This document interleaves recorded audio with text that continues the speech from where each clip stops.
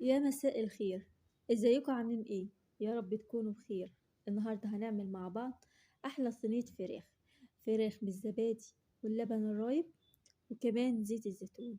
شايفين الحركات والحاجات الحلوة اللي هتخلي صينية الفراخ بالبطاطس، او كمان ممكن ما نضيفش بطاطس على حسب الرغبة. تكون طعمها حلو جدا وطرية جدا وتدوب في البق، وحرفيا دي اطعم فراخ كلتها. واحلى حاجة فيها ان هي سهلة وممكن ان احنا نعملها في نفس الصينية. دلوقتي هنا انا بحضر محلول النقع اللي انا هنقع فيه الفراخ، مع العلم ان انا غسل الفراخ كويس جدا جدا ونظيفة جدا، بس انا حبيت ان انا اعمل لها محلول نقع انقعها فيه فترة طويلة علشان اتأكد ان مفيش اي روايح او ريحة زفارة في الفراخ. المية اللي هتغطي بيها الفرخة، يعني كمية المية على حسب إن أنا أشوف الفراخ اتغطت كويس. عصرت فيها ليمونة، وكمان قشر الليمون أنا هضيفته في خليط النقع ده، عادي مش هيأثر حاجة. أهم حاجة إن الليمونة تكون مغسولة كويس. معلقة كبيرة من الملح، لو حابين إن انتوا تحطوا خل أو ورق لورا مفيش مشاكل، أهم حاجة إن احنا نتأكد من نظافة الفراخ.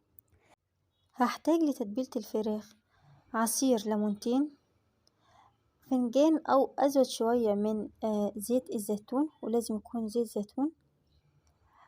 دي طبعا علبة رايب، أنا ضفتها كلها بس خدت شوية كده شربته، يعني علبة رايب البق صغير.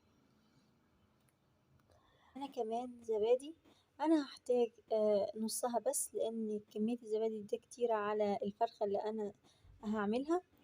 لو انتي هتعملي أكتر من فرخة نقدر إن احنا نضاعف الكمية، كمية الرايب وكمية الزبادي. انا استكفيت بنص كمية الزبادي لانها علبة زبادي كبيرة شوية. حطيت نص معلقة ملح ونص معلقة فلفل اسمر، وهي دي بس الخليط اللي انا هحتاجه في تتبيلة الفراخ بتاعتي. مفيش طبعا اسهل ولا احسن من كده، وكل الحاجات اللي انا ضفتها هتخلي الفراخ معانا طرية جدا وحلوة جدا. دلوقتي انا فتحت بالسكينة فتحتين كده في صدر الفرخة، وبدأت إن أنا أضيفهم على الخليط ده. في جزئية مهمة جدا نسيت أصورها أو صورتها لكن اتمسحت مني،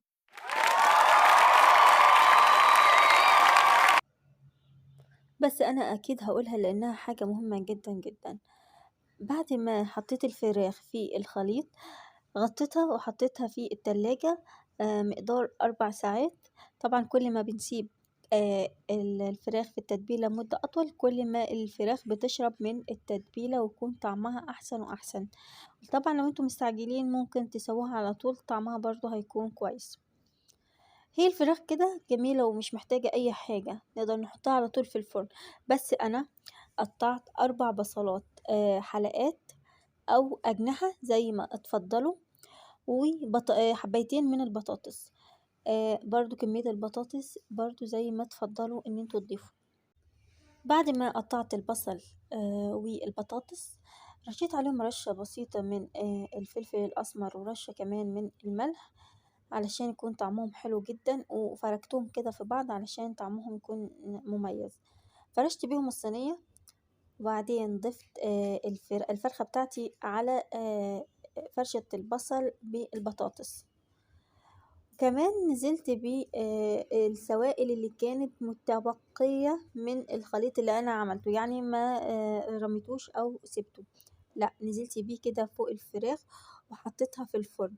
الفرن بيكون سخن مسبقا على درجة 220. كمان أنا غطيتها بورقة زبدة الأول، بعدين ورقة فويل، وضفتها على الرف الأوسط.